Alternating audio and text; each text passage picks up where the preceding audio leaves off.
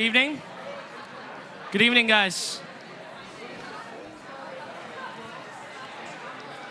Good evening and welcome to the John F. Kennedy Jr. Forum and welcome to the first forum in 2025. My name is Mike Yen, a sophomore at the college studying applied math and history. I'm also a member of the John F. Kennedy Jr. Forum Committee. Before we begin, please note the exit doors of the forum located on both the JFK Street side and the Park side. And in case of any emergency, please walk the exit closest to you and congregate in the JFK Street Park. And please take a moment now to silence your cell phones and join me in welcoming Harvard Law School student Justine Hackens.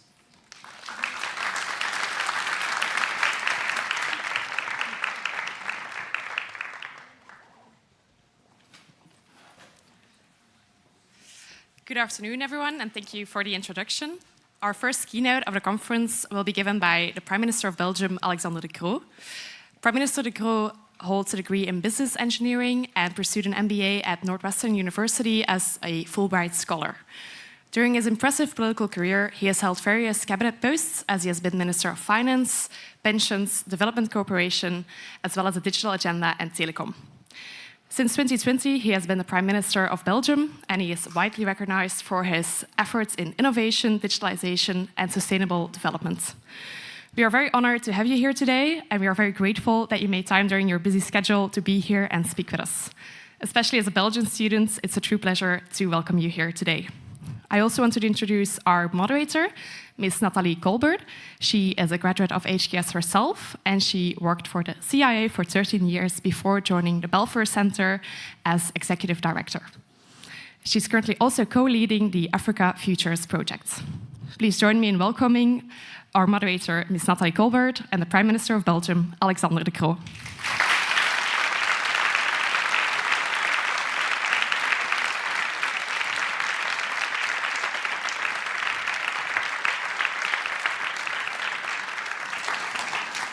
Hello, good afternoon. First of all, what a great introduction. Where are you, Justine? Oh, what a great introduction. It always feels a bit like it's a funeral, like they're telling your life. I'm 49 years old, so I think actually I have still some way to go. First of all, well, great to be here at the School of Government. So let me start with a question. This is the School of Government, right? So let's raise hands. Who of you plans to become a politician in, let's say, the next 10 years? Oh, that's a bit painful. So let's round it up. Let's say that's between 15 and 20 people. That's not a lot. We'll do the test after my speech. Let's see if I had an impact on that dimension of, or not. So a few things that I would like to talk about. One is what one calls the Transatlantic relationship, the relationship between the United States and Europe. So this is a relationship. One could say, what's the status of the relationship? Maybe in Facebook terms, we could say it's complicated. We are at the stage where there's some threatening, there's a lot of blaming. People would say we have a communication problem between the two of us. My main argument in this speech is that despite maybe a bit of different view on the world, maybe a bit of different view on how politics works, I'm convinced that that relationship between the United States and Europe is there to stay. My main point is that tweets, statements, political rhetoric, it can shake things up. And I think the last week and a half we've seen that, yeah, it's been shaking things up quite a bit. But the foundations of that relationship are actually incredibly strong. The economic, the security, the diplomatic foundationships are, from my perspective, rock solid. But there's room for improvement. And my main way I would want to put that room for improvement is we are getting into an age where some people say it's more transactional. So it's way more about interests. It's way more about what is important to both sides of the Atlantic. And so if we want this to continue to work, we need to find a way to better realign economic interests and geopolitical interests. If we manage to realign those two, I think that relationship can actually become much stronger than it is today. But we have quite a lot of work to do. I said the last week and a half were quite eventful. For us Europeans, people say it was a bit of a rude wake-up call. But you know, that wake-up call has been going on for a few years. One could say that the alarm clock was ringing and all the time we snoozed it. Right? We snoozed and then a few months later the alarm clock came back and we snoozed it again and we kept on snoozing the alarm clock. I think now we're at the point where we're at the end of snoozing. We cannot snooze it anymore. We know that we're under quite a lot of tension. So as Europeans, we need to act. But there's also a risk. There's, in my view, quite a big risk that the United States and Europe are being seen as unpredictable, are being seen as unreliable, and are being seen as parts of the world that use different standards depending on which problem they are looking at. And I think that is a big, big risk to be perceived that way, and maybe even more than being perceived and showing that we are unreliable. I think that's a major risk. But let me get back to part of the argument that I made. I made the argument that the fundamentals are actually rock solid.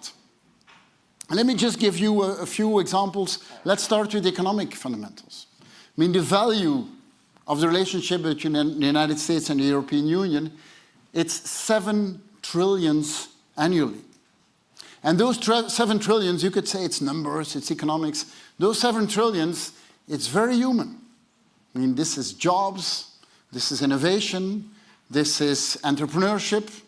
This is real. I mean, this is real in people's lives. And it's very tangible. This is Ford Motor Company that has 20,000 people working in Cologne, in Germany, building the cars of the future.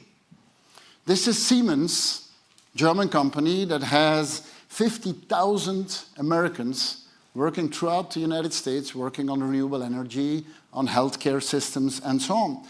This is Pfizer that has been producing in Belgium more than 1 billion vaccines for COVID-19. A big part of the solution against the pandemic came of Pfizer together with BioNTech, German startup, producing in Belgium. This is Tesla building a gigafactory in Berlin. This is Ørsted, a Danish conglomerate, building offshore wind, for example, here off the coast of Virginia.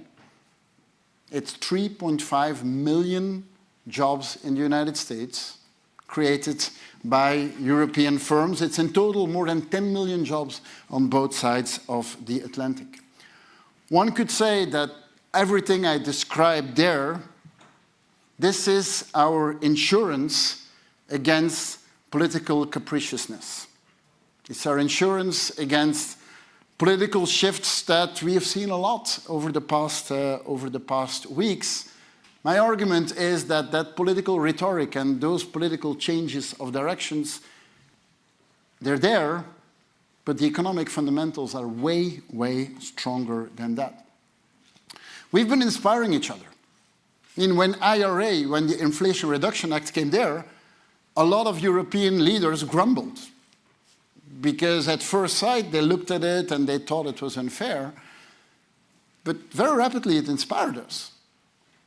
Point number one, I mean, for decades in a row, we had tried to convince our American friends to move to our side of the table in the fight against climate change. When they finally do, we should not be complaining. But also the way it has been organized was quite inspirational for us. And in Europe, we have, and I'm talking a bit in stereotypes, we have a tendency to regulate everything, to put everything in regulation, and the United States has a tendency to work on incentives. Incentives, people would call it carrots, and regulation, people would call it sticks. United States is carrots, we are sticks. We definitely, as Europeans, could use a bit more carrots. I mean, we have to be a bit more carrots-based, we have to be a bit more incentive-based. But we have some issues. And some of those issues, I think we need to address them. There's been a lot of talking over the last weeks about the trade deficit that the United States has with Europe. I think your president called it unfair European practices. Now, that is an opinion, and it's hard for me to argument on an opinion, but I can argument on the facts. So, is there a trade balance? Well, let's differentiate. There is a trade imbalance on goods. That is true. Europe exports more goods to the United States than the other way around.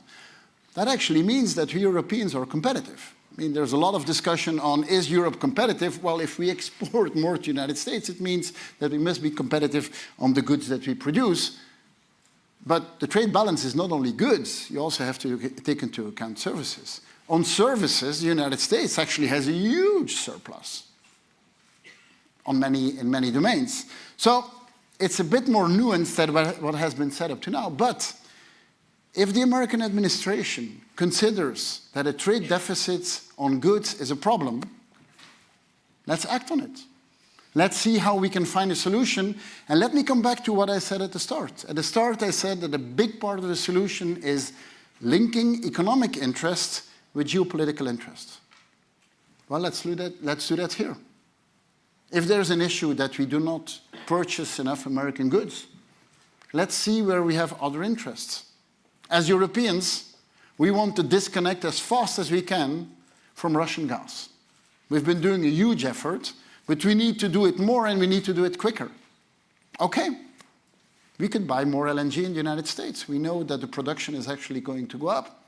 This is something that realigns geopolitical interest with economic interest. And if we can buy that LNG at the same price as it is being sold to the industry here in the United States, from our competitiveness perspective, it's quite a good thing. We know that we Europeans are going to invest way more in defense. Well, a part of those defense purchases could happen in the United States. We know that both of us have too much dependency in semiconductors on China and other parts of the world. Let's work together. We have some research centers. You have some manufacturing facility. That is a way cheaper solution than ending up in a trade war. Because if we would end up in a trade war, everyone is paying, and one side of the world is laughing, and that's China. I mean, a trade war between the United States and Europe is exactly what China would want to have. So, if we move into an era of interests and of being transactional, if the US administration says trade deficit is a problem, okay, let's find a solution, but let's find a solution where our interests are aligned. As Europeans, we should be doing the same. As Europeans, if there are certain things which are important to us, we shouldn't be afraid to defend that. And let me take one example. For us, the fight against climate change, it stays central in our policy. The Green Deal, Fit for 55, this has been our policy and this is the foundation of our industrial policy. We want to stick to that. Why do we want to stick to that? Well, first of all, from a human perspective, I think it's the right thing to do. But secondly, we believe that it will provide us technological leadership in the decades to come. I know that drill, baby, drill, it's a good tagline. I'm not convinced that this is bulletproof industrial policy for the next decades to come. So we believe that we need to push our industry to make the right investments, to invest that our industrial processes can decarbonize. But today, that's hard. And why is it hard today? Well, it's hard because it's more expensive. And in the world economy of today, it means that our industrials who are making the right choices to reduce greenhouse gas emissions are actually being punished on the international market. That's why we believe that if you want to sell on the European continent, it needs to be with the same standard. It needs to be with the same emission standards. And if that's not happening, that's why we work on mechanisms such as CBAM. CBAM is a carbon border adjustment mechanism, which should support our industry that is making the right choices. There as well, let's realign. To us, climate policy is important. Okay, let's find a way where we can realign those sides. I've talked a bit about European competitiveness. There is quite a lot of things that we as Europeans need to do, and we can go more in detail in the questions afterwards, but just to line them up, abundance of energy which is cheap and which is decarbonized, that's a big challenge for us. Capital market, a unified capital market, we've been talking in Europe for decades about it, it's crucial that we have it.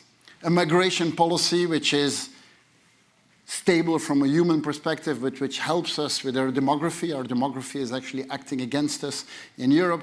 That's an important thing to work on.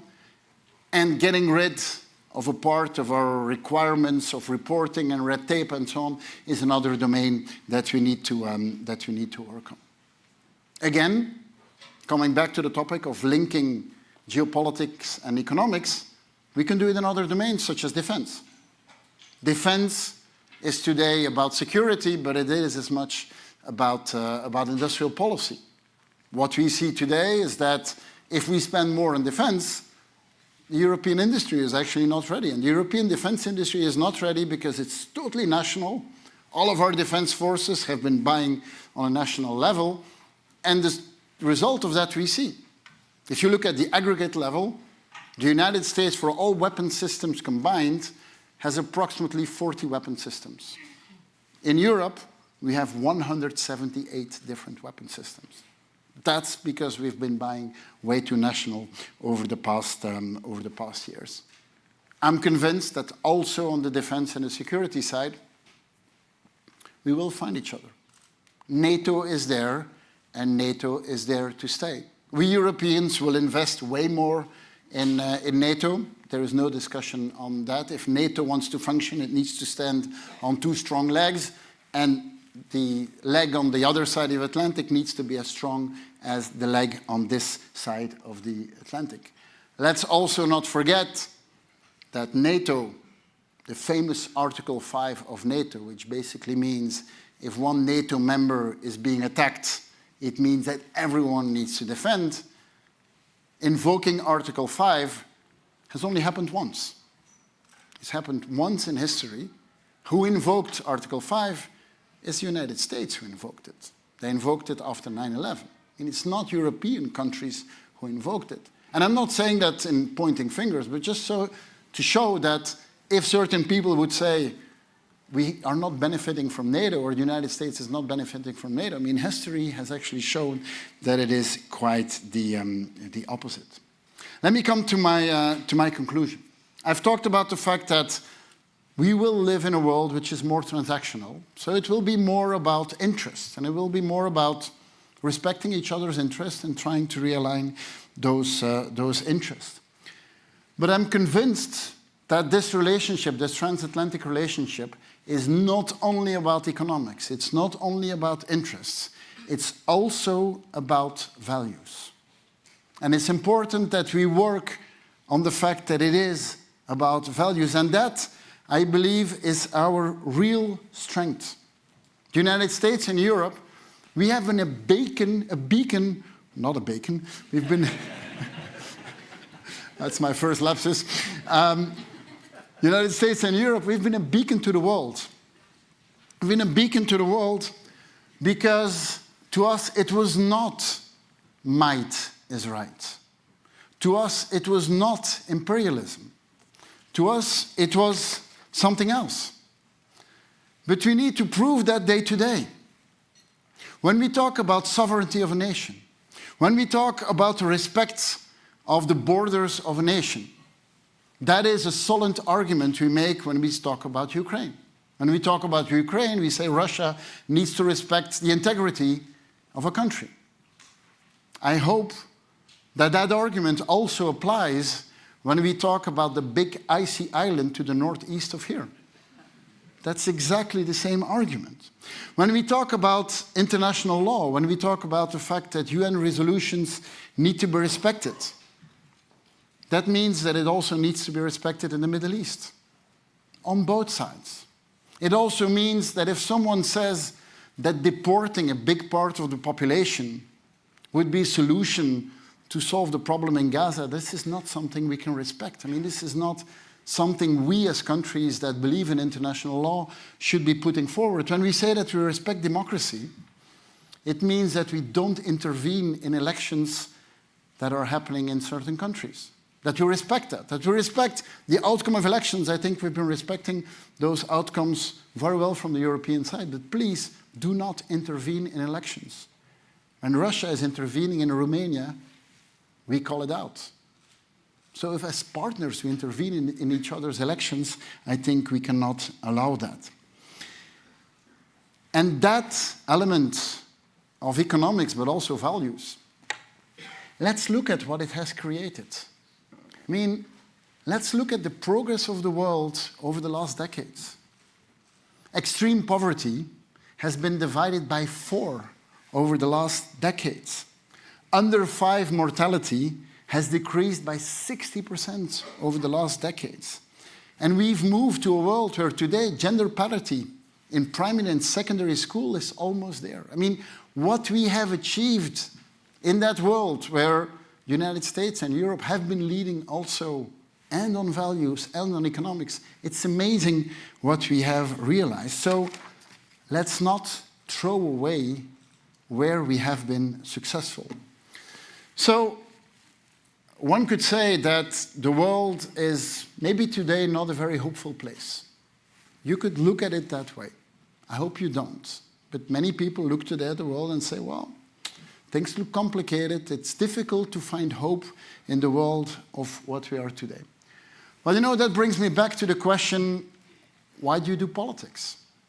I mean, why do I believe in politics? Why have I made the step to do politics? Well, that's because I believe that we have an ability to overcome obstacles and that we have an ability to bring people together, to bring a society that functions better. So that's my challenge to you. Don't think, what can the EU do better on their side? Or what can the United States do better on their side? Please think about what we can build, what we can make together. That, I am convinced, is the key to a more prosperous world in the decades to come. Thank you.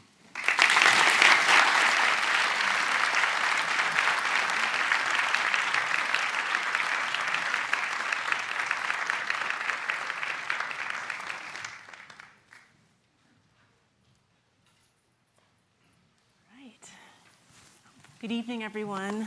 Thank you so much, Prime Minister, for being here with us today. It is my great pleasure to officially extend a welcome to you from the Harvard Kennedy School, and certainly a privilege for us to have this time with you, especially since, as I understand, this may be your last public speaking engagement as Prime Minister. For those of you who maybe haven't checked your phone in the last hour, there was just a deal reached in Belgium to form the new government.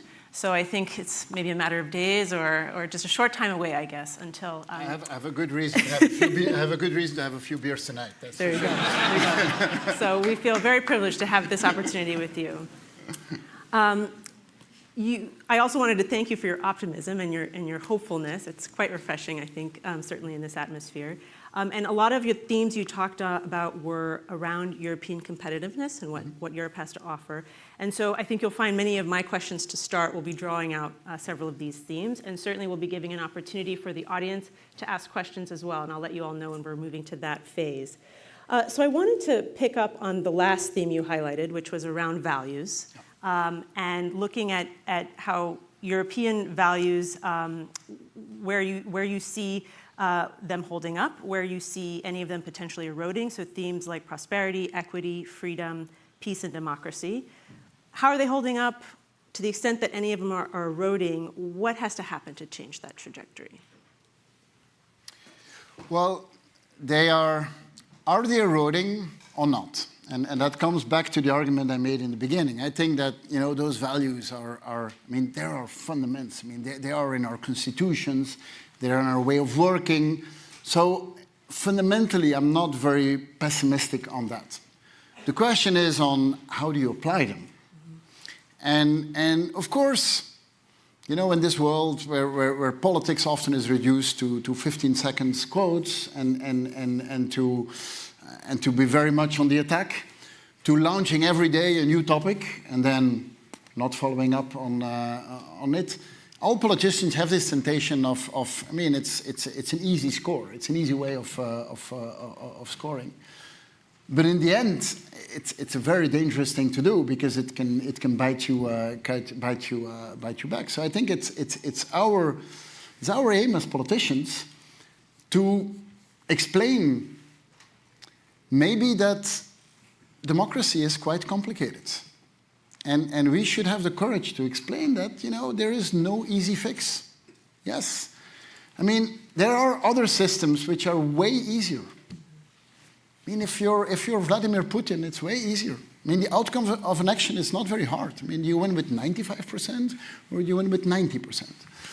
And if you have a different opinion, you don't walk on a terrace because, well, by accident, you might fall from the terrace. I mean, that is a political model. That is an easy political model. And I remember during the times of COVID, people were saying like, democracies are in bad shape. China and Russia are handling this way better. Really? Was that what happened? I mean, China had lockdowns way longer than we did. And actually, the democracies did quite well because we all understood what the priority was. The priority was health of our population. I mean, there's nothing that is more to the core of what you can do as a politician. So democracy is sometimes complicated. You have election outcomes where, the opinion of the public is quite diverse. Instead of trying to push it away and say that there are easy solutions for complicated problems, sometimes we need to explain that certain things will take time, or that we demand a certain effort from our population to get to a certain point. That's what makes the job of a politician, some would say hard, I would say incredibly interesting. And I think it's one of the better things you can do. I grew up in an environment where my parents always told me, your value in life is not what you realize yourself. Your value in life is what you meant for the group of people around you. And so explaining how democracy works and how it is sometimes complicated, but in the end gets to a result, I think that's one of the important things we need to do. Now, we could say maybe the press needs to help us from time to time, but it's our job. I mean, the way we communicate has changed. Well, we need to adapt to finding also a way of in an assertive way explaining how democracy works. Okay. Now, me saying that, some of you might say, well, you didn't win the elections with that, which is true. But this is a part of democracy. It's also part of democracy. Say, well, I've won some elections and I lost some. And that's how it works. And admitting that sometimes your message was not something which was captured by the public is, I think, an honest way of doing politics. Okay, thank you. I want to turn now to the theme of European competitiveness, which was very much throughout your remarks. There is a recent report on this issue, references the Draghi report, and obviously that has a very stark kind of call to action or warning that the sustainability of Europe's entire socioeconomic model is basically at stake, and that if European leaders don't rise to that occasion, there's very real risk of economic stagnation and potential decline. Your framing was there's kind of an opportunity here, but what's your take on that assessment? And what do you think is needed to really bring European leaders to rise to this occasion? Well, if you look at the numbers, it's quite clear. I mean, past decades, the growth in the United States has almost been the double as in Europe. And Europe is still a very prosperous place, which is doing an incredible amount of innovation, which is basically, this is a literal translation of a phrase in Dutch. Basically, someone has been stealing the cheese from our bread.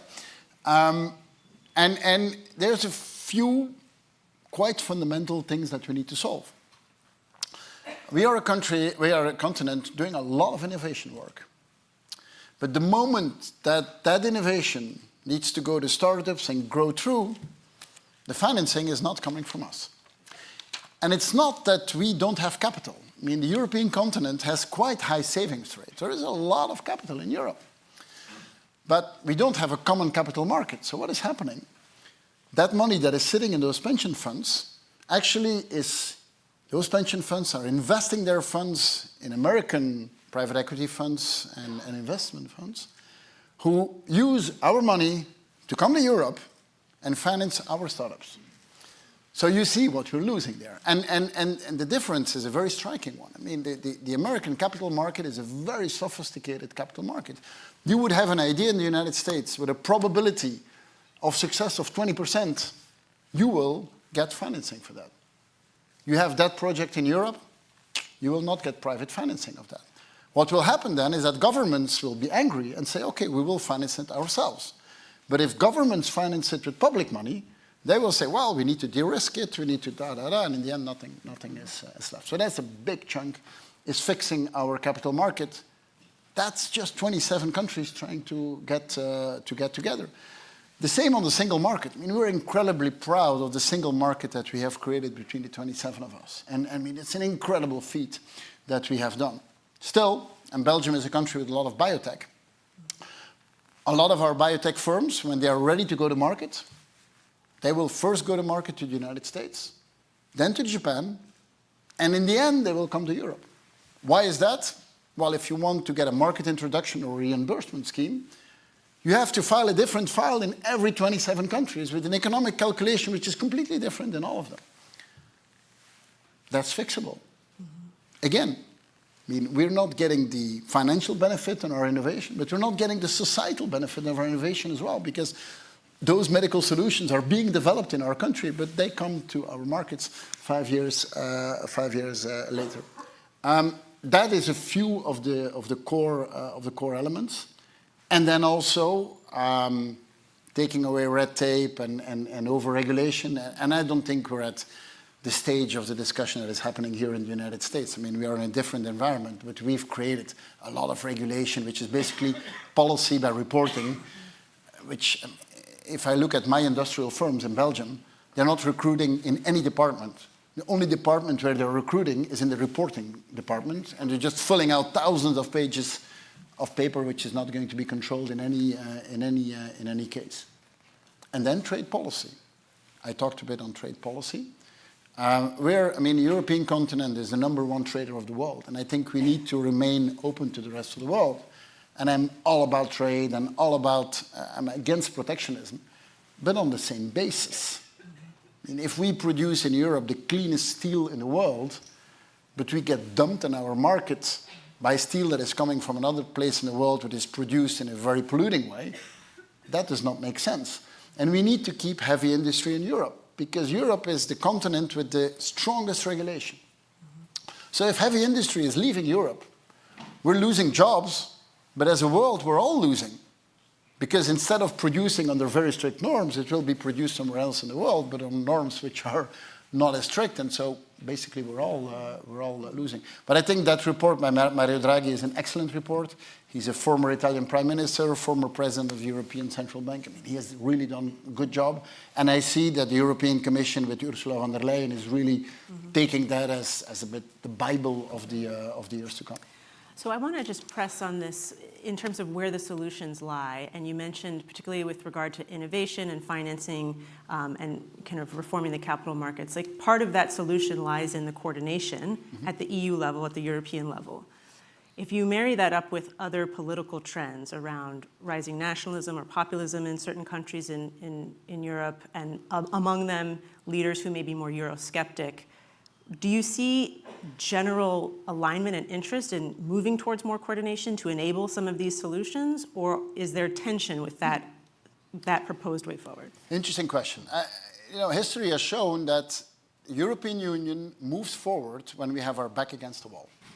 It's in crisis that we move forward. That's what happened in COVID. That's what happened with the energy crisis. I think we have our back against the wall now. And especially on industrial competitiveness, I mean, we're really in a difficult situation. So as I said, we can't snooze the alarm clock anymore. We really have to move forward. And being Eurosceptic has often been, from an electoral point of view, interesting for people who want to get to power. But in practice, they're actually quite pro-European. I mean, Viktor Orban has a habit of sometimes being Eurosceptic, but taking the benefits of the internal market, he's doing that. Taking the benefits of cohesion funds, he's doing it. And so they have to make a difference between the rhetoric to an elections and what it means in practice. So I'm not that negative on that. I think the risk we have today, I think we have a European Commission that is really strong, with the president of the European Commission who is really at the top of her game. I think she's done an excellent job the past 10 years. I think the risk there is today is that a lot of the European national governments are actually quite weakened. Political situation in France is complicated. In the Netherlands, it's complicated. Germany is heading for elections. Maybe things will become clearer. I would have given the example, Belgium has been without a government for 8 months, but that's solved today. But a lot of national governments are kind of destabilized, and that's an issue because the European Commission can be very strong. I mean, they need advocates in the nation states. They need people who help in making things happen. So that I see a bit as a risk. You said I had an optimistic speech. I will remain an optimist on the potential we have, but we have a few things that are, I would say, risks. Yeah. Okay. So I want to, staying on this broad theme and picking up on a point you made around the defense sector broadly in Europe, and transatlantic security. So actually the Belfer Center here at the Kennedy School is also working on some of these issues. We're about to release a report in the next few weeks on transatlantic security, one of the recommendations being to consolidate the European defense industry. This theme is also echoed or also referenced in the Draghi report as well, in part because the argument being it would contribute to the sustainability of Europe's organic defensive capabilities. My question is, again, on this theme of coordination, from a policy imperative, it makes sense that that should be a path forward. But is there sufficient will on the part, say, of the private sector, defense firms, as well as individual nations, governments, in terms of giving up some of that control or that ownership of those sectors? So on defense spending, the main discussion is always which percent of GDP are you going to invest? Is it 2% is the norm now? I've heard Mark Rutte, Secretary General of NATO, talk about 3%. I've heard others talk about 5%. Okay, at some point we'll agree on a percentage, but it's more than today. The issue, I think I can defend that we need to spend more on defense if the return is higher. So if you spend more on defense, yes, you have a security return on that. That's clear. But to defend those additional billions, I also want to have an industrial return. If I spend more on defense, I create an industry, and I create very often an industry that is innovating on the military side, but often also on the civil side. That's the way it's organized in the United States. And I want the third return as well, is I want an education return. If you look at the United States, I mean, here, the defense sector is a way of educating a part of your public who spends a few years in the defense side and then moves into the public side, and they have strong, the private side have strong skills. For the moment, we're not organized like that at all. So that's the first thing, is create that industry and create that educational side. That industry needs to consolidate rapidly. I talked about the number of different defense systems that we have. And the reason is that all of us, I mean, our armies were our last beacon of national sovereignty. So all of us would buy with our national suppliers. So those suppliers remained quite small, not the right size, not always innovating at the right level. So you need to consolidate that. If you want to consolidate that, then we not only need to talk about public money, the 2 or 3 or 4%, we also need to talk about private money. Today, if you talk to our defense industry, they don't get access to a lot of private financing. And one of the reasons is that today the ESG criteria are actually quite strict. The environmental, social, and governance criteria, for a lot of the banks, for a lot of the investment arms of pension funds, actually investing in defense is off the table. And so I'm not saying that we should put ESG criteria in the dustbin. Not at all. I think we should keep them. But if we say that environmental criteria, social criteria, and governance criteria are important, I think that security criteria should be important as well. I think I can defend that our money is being invested in security things. Then things will move. Because if you want to consolidate, you need private capital to make it happen. Also, a lot of governments are today owners of a lot of those defense firms. If all those governments will have to invest way more in defense, you could easily see that they will probably sell some of the participations they have, privatize it, and then use it to buy more goods. But updating the ESG criteria, at least in Europe, I think is a key thing. Okay. I think we're actually just at time. I want to make sure that I have time for the audience. So I'll ask one last question to give folks a chance to come up to the microphone. So while we answer this next one, please feel free to start lining up with the microphones and we'll turn to the audience. So my last question for you is just pulling on the theme of energy. You talked about a lot of the progress that's been made to diversify energy resources in Europe. So obviously it sounds like you see a good path forward on that.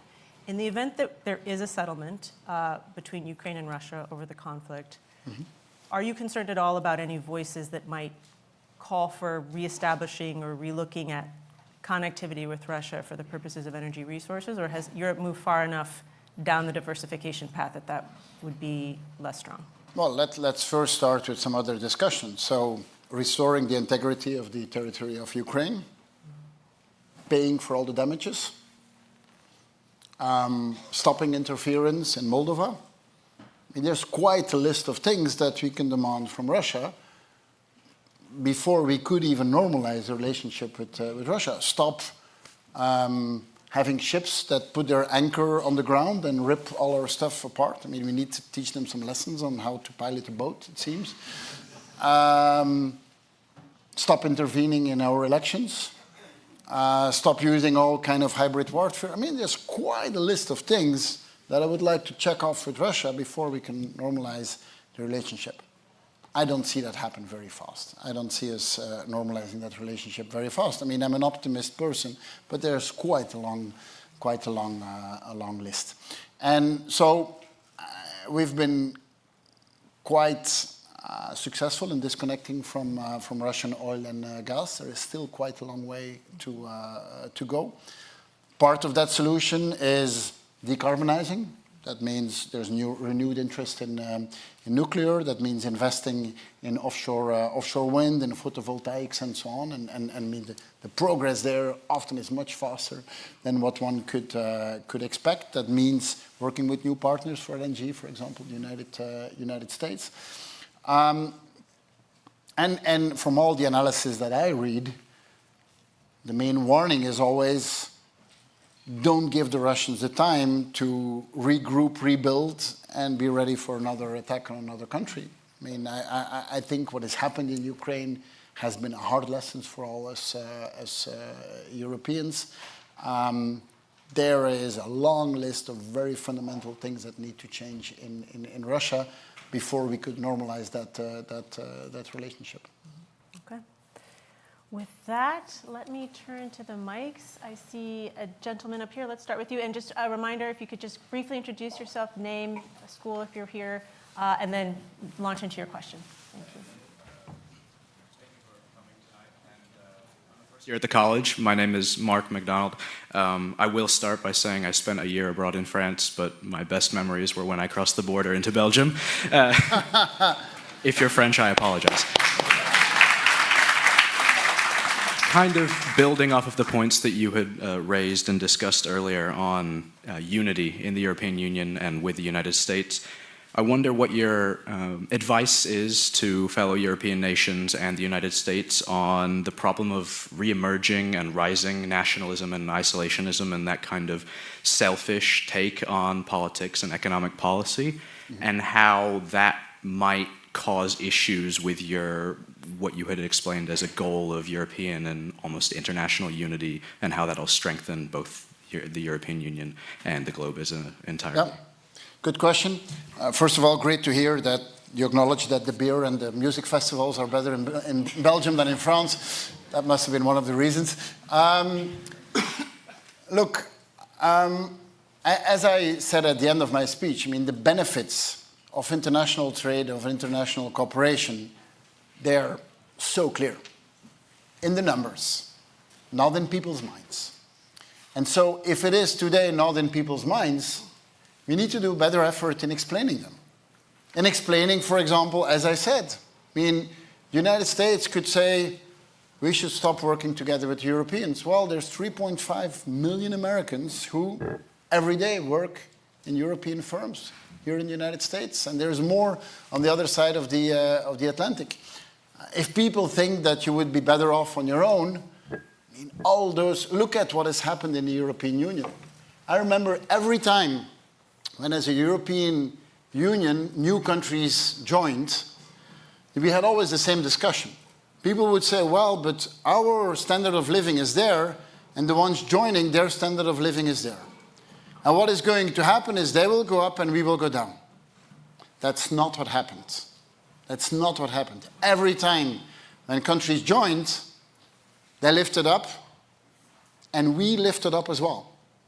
And that's because the bigger your market is, the more you trade, the more innovation you have. It sounds a bit counterintuitive, but that's the job that we have as politicians, is to explain that. And that's not always easy. It's nationalism very often sounds as an easy solution for a very complicated problem. But we should also acknowledge that that comes from certain things which are an issue in our society. The living together with different nationalities, for example, coming from migration, that's a difficulty. And no one says that it's easy. And so instead of being governments who say, well, we'll just get through it, when there are issues, you need to acknowledge them. So I think that we need maybe to be a bit more open in saying, okay, that's difficult, we need to work on that. Sometimes maybe politicians need to say, I thought that was a good idea, seems it was not a good idea. I mean, a bit more normal human behavior where we explain that sometimes we don't always have the solution and that maybe sometimes we're wrong, and acknowledging the issues that people have, I think that will bring us a long way. Thank you. Thank you. All right, we'll go to this mic here. Hello, Prime Minister. My name is Catherine Rojas. I'm from Peru. And I would like, in light of the evolving geopolitical tensions with the European Union and the global energy crisis, how does your government plan to balance the sustainable energy transitions, particularly in sectors most vulnerable to energy price fluctuations? So just to make sure that, so this is about energy and energy Yes. prices, right? Yes. Okay, good.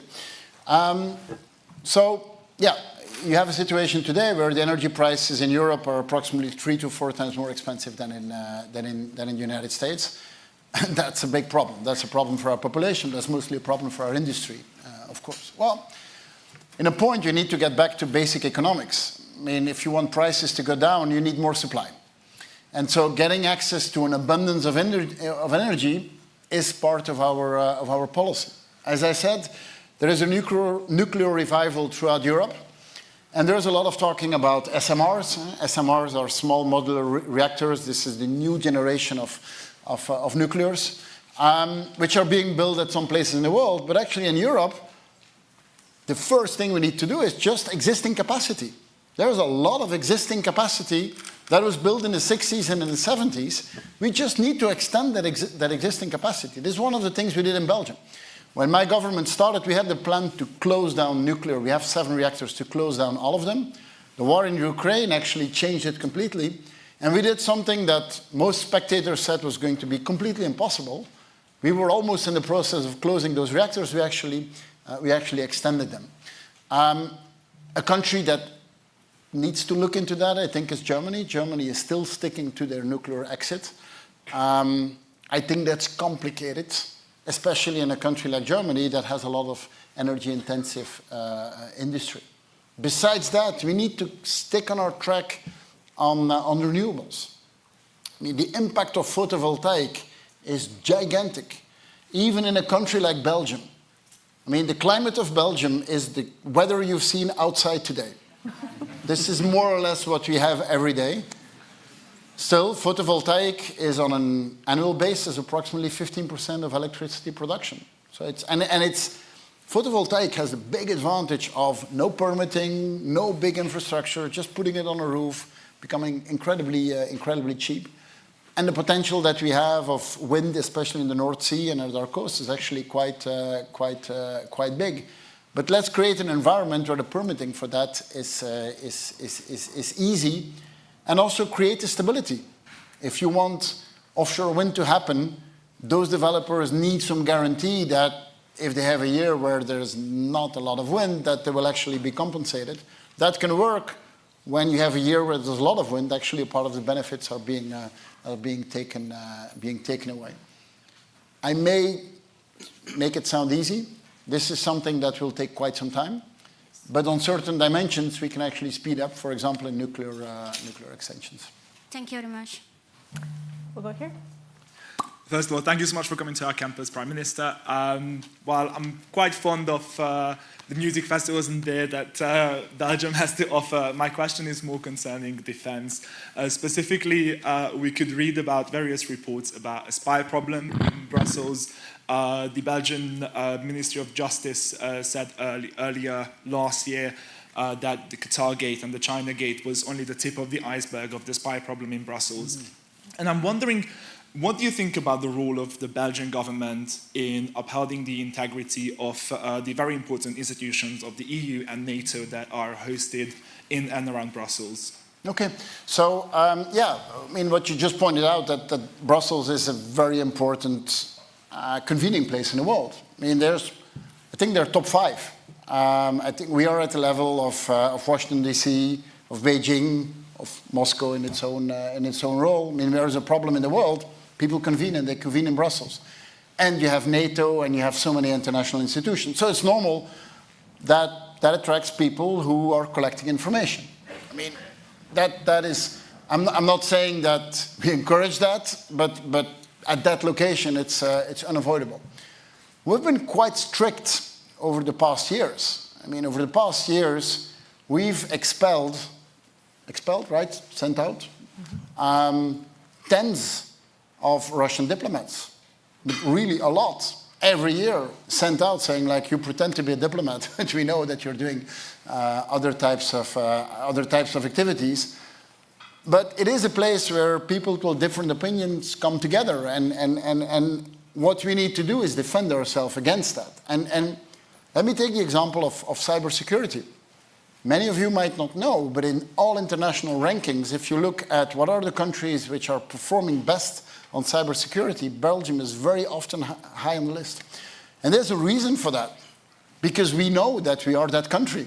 We know that all those institutions are there, and if we want to keep those institutions, well, we need to be strong on cyber defense. So we've been investing a lot on this. We've been quite successful. But in that domain, you're successful until the day you have a big accident, and then everyone says, look, there's a big issue. I think all of us in Europe are learning this security culture. We have way less of a security culture than, for example, here in the United States. And so the logic of, in everything we do, having in the back of our mind a security perspective is something we've been implementing over the past years. That is the case for embassies and everything in Brussels.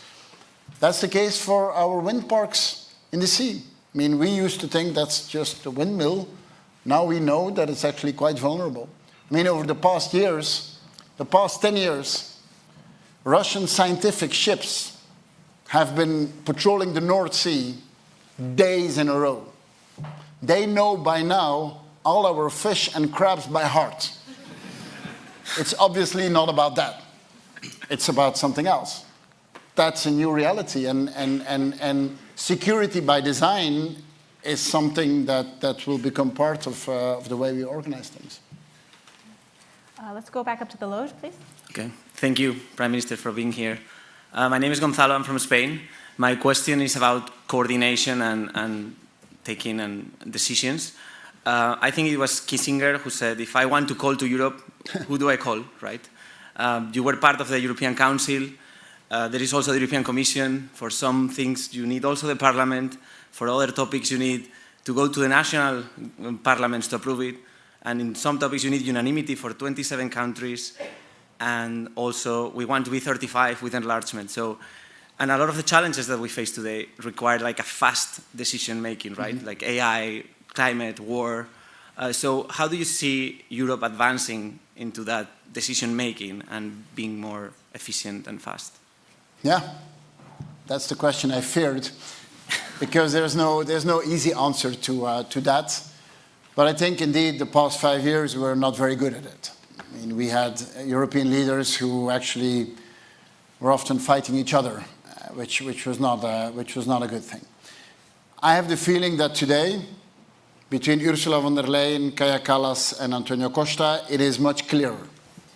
And they really show their intention to work together. And it's not that complicated to say, that forum is for that person, another forum is for another person. It's not that complicated to do that. So I see a lot of improvement just in the way it is being organized today. But yes, the European construction, from a distance, you could say it's a complicated one. I mean, you have a European Council where prime ministers are very often there defending their national interests. You have a European Commission that, in the eyes of some, is being steered by those national governments in the Council. By others, it has their own initiative, and the European Parliament plays its own role as well. But sometimes things are complicated. I mean, yes, in the United States, you have a president who this time is very vocal, that's for sure. But thinking that things are so easy, I mean, it is also a federal country with states and with different interests at play. So sophisticated democracies are often quite complicated. But, and you pointed to something else, you pointed to 27 now, maybe 35 at some point. And there we need to act. So I believe that at some point we will be more than 27. Is that tomorrow? No. But it would be a gigantic mistake if we don't do that. At some point, when there is peace in Ukraine, it will be a choice. Do we pull Ukraine next to us with all the efforts they've done? Or do we say, well, now you figure it out? Exactly the same with the Western Balkan. I mean, some of the Western Balkan countries are really being destabilized by countries who do not like Europe. And that is creating all types of negative effects to all of us. So I'm convinced that at some point we will be 35. But honestly, before we get bigger, we need to get better. And so, in parallel with the accession process of those countries, we as the European Union need to improve quite a lot of our processes. If we become 35, we're a different animal with different financial flows and that need a different way of deciding. And so a lot of the discussion goes to, do you need unanimity voting or not? That's the tip of the iceberg. There's a lot of other things that needs to be redesigned to be a group of 35 that can function well. Just make clear, I don't think that it will happen tomorrow, but the preparation work needs to happen, and it's to the benefit of everyone that at some point those parts on the European continent that are often destabilizing us, Ukraine today, some parts of the Western Balkans from time to time, are being stabilized, and the best way to stabilize them is to pull them next to us. All right. Thank you. We'll take one final lightning round question. Did we have someone at the mic here? Yeah, sure. Okay. Hi, my name is Anton, and I'm from Sweden. I have a question about European competitiveness. Closer to Can the you mic. do a bit closer to the mic? I have a question. I'm so tall. I have a question about European competitiveness. I think you outlined some very interesting policies that I think would increase European competitiveness. However, many of these policies would in one way or another enshrine on the sovereignty of our member states in the European Union. So how do you think that we can navigate these interest or conflict of interest between sovereignty and federalization, if I may put it that way, in a time of increasing Euroscepticism? How may we push through these policies with Orban or the government in Austria? How do we navigate this new landscape? Yeah. I think, as I said before, there's a difference between the rhetoric and what happens in practice. But, as European Union in the past, we've always moved forward because we had visionary leaders that came up with ideas where very often the European public said, whoa, this is too far. I mean, when Jacques Delors came with the single market, I remember that most people said, no way this is ever going to happen.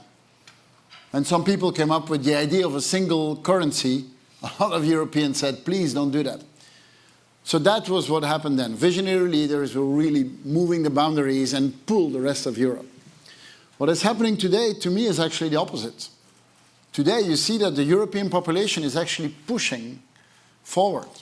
If you talk to our industrials, all of them will say, I'm interested to talk to you, Prime Minister of Belgium, but I know that you can't solve this on your own. The only way to solve it if we do it together as Europeans. If you talk to our population, when they're angry, when energy prices are high, very often they know that there is no solution to do it on their own. So you're in a very different situation now in Europe, where actually it's the population that is pushing, and very often a young population that is pushing. If I talk to young Belgians, yeah, they're Belgians, but really they're Europeans. And to them, the national borders, they're wiped away. They don't really exist anymore. I mean, they spend their time throughout the continent. So that's what you need to respond to. We need to respond to that call and show that we can be decisive. And let's take concrete problems. Yes, European competitiveness is an issue. Mario Draghi came with a great report. Ursula von der Leyen says, I'm happy to work on this.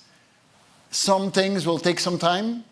Okay, if you want to take people in a change process, we all know that you need quick wins. Okay, let's find out what are quick wins that shows that we mean business, where we acknowledge that it's not a solution to everyone, but that shows that we're actually going to have results, and then that pulls us in the longer effect. So I'm not that negative on that, but you need to work on the psychology. I mean, economics is also psychology. A lot of our business leaders today, they're in a manic depression.